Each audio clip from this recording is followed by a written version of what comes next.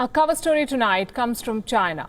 After shutting its borders more than a month ago, China is opening up again, but only for those who take Chinese vaccines.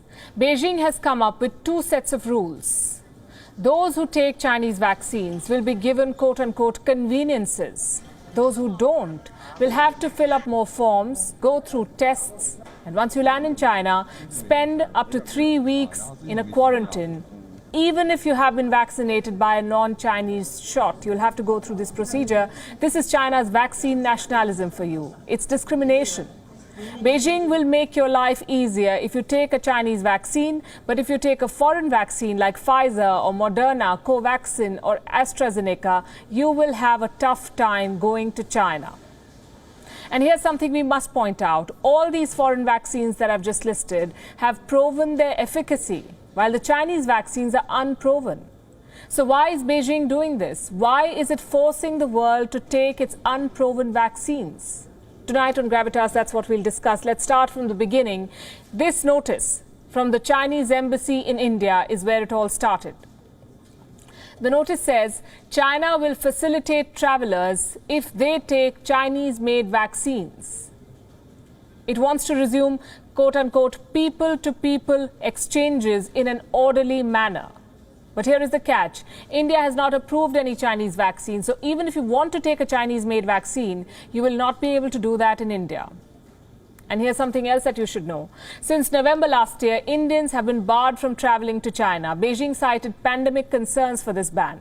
It suspended valid visas and resident permits. Many Indians have business interests in China. Thousands of Indian students are enrolled in Chinese university. This ban was a setback to all of them. And the situation is not unique to India. China banned travelers from most countries, giving the same reasons. And now Chinese embassies have issued similar notices to 20 countries. Take the Chinese jab and enter China more easily. This list includes names like Australia, South Korea and the United States. Again, these are countries that have not approved any Chinese shot. And for good reason. Like I said, the world does not know much about Chinese vaccines. Beijing has not shared a lot of data about them. But that hasn't stopped China from injecting people with these shots. Since last year, China has administered tens of thousands of people with its vaccines. Now it wants to expand its market, so it is coming up with these discriminatory rules. Let's say you decide to take a Chinese shot.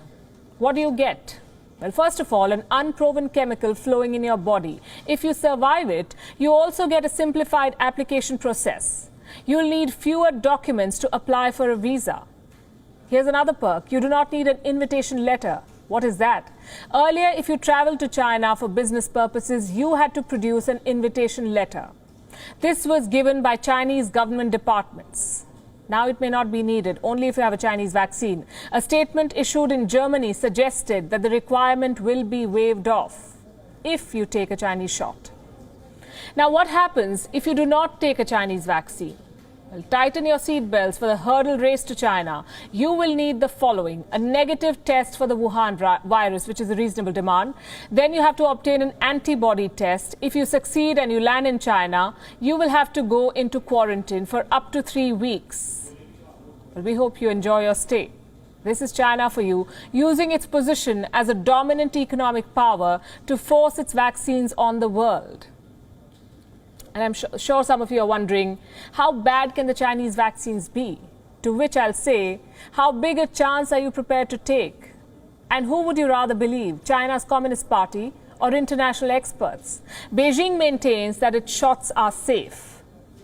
But public health experts have raised concerns. They say Chinese companies have not been transparent about their clinical trials. Then we have the Chinese state media saying that more than 60 countries have authorized the use of Chinese vaccines. Earlier this month, Human Rights Watch highlighted what's worrying about Chinese vaccines. They say more than a dozen vaccines are in clinical trials in China, but as of the first week of March, none of the vaccines had received full regulatory approval. Neither have the companies released phase 3 trial data. Now, you know that phase 3 trials are large-scale studies to assess the level of protection that a vaccine gives. Instead of releasing data, China seems to be cracking down on those who advocate for vaccine safety. In October 2020, an outspoken critic of Chinese vaccine companies disappeared. Then in January, a vaccine safety advocate disappeared. This was just before the visit of the WHO team that went to probe the origins of the virus. On the Chinese internet, social media posts raising questions about the safety of Chinese vaccines were removed.